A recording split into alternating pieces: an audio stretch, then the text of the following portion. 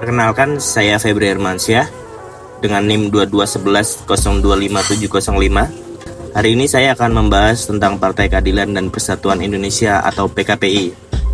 Partai ini punya sejarah yang cukup panjang di dunia politik Indonesia, terutama sejak era reformasi.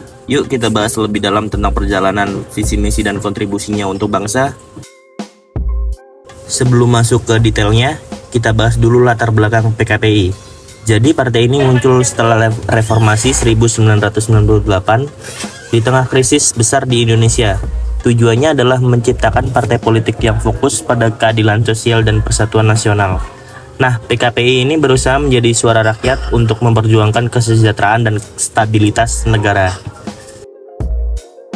PKPI didirikan pada 15 Desember 1998. Awalnya namanya Partai Keadilan atau Persatuan PKP. Para pendirinya adalah tokoh-tokoh penting seperti Edi Sudrajat yang dulu adalah Panglima ABRI dan Hayono Isman, mantan Menteri Pemuda dan Olahraga. Mereka ingin membentuk partai yang bisa menjaga keutuhan bangsa di tengah perubahan besar pasca reformasi. Pada tahun 2002, namanya berubah jadi PKPI untuk menegaskan komitmen terhadap persatuan Indonesia. Visi dan misi PKPI. PKPI punya visi besar, yaitu menciptakan masyarakat Indonesia yang adil, sejahtera, dan bersatu.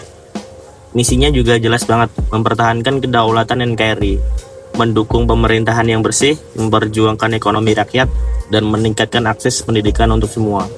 Intinya, partai ini ingin membangun Indonesia yang lebih baik untuk semua lapisan masyarakat. Struktur organisasi. PKPI punya struktur organisasi yang lengkap banget. Di tingkat pusat dan Dewan Pimpinan Pusat atau DPP yang mengatur kebijakan nasional.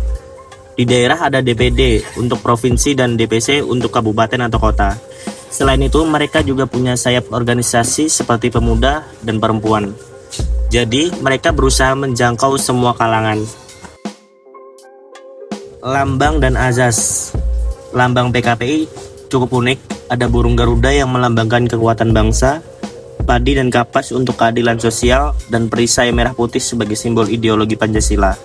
Nah, PKPI ini berlandasan pada azas Pancasila, jadi semua kebijakan diupayakan sesuai nilai-nilai keadilan, persatuan, dan demokrasi.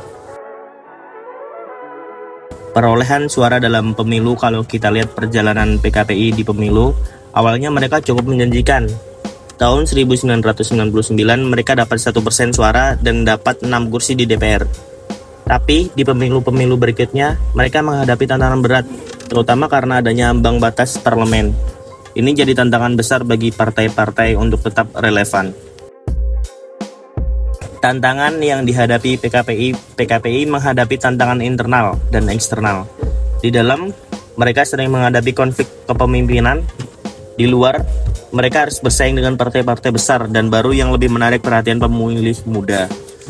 Selain itu, membangun citra positif di masyarakat juga jadi tantangan yang tidak mudah. Kontribusi PKPI. Walaupun kecil, kontribusi PKPI tetap ada.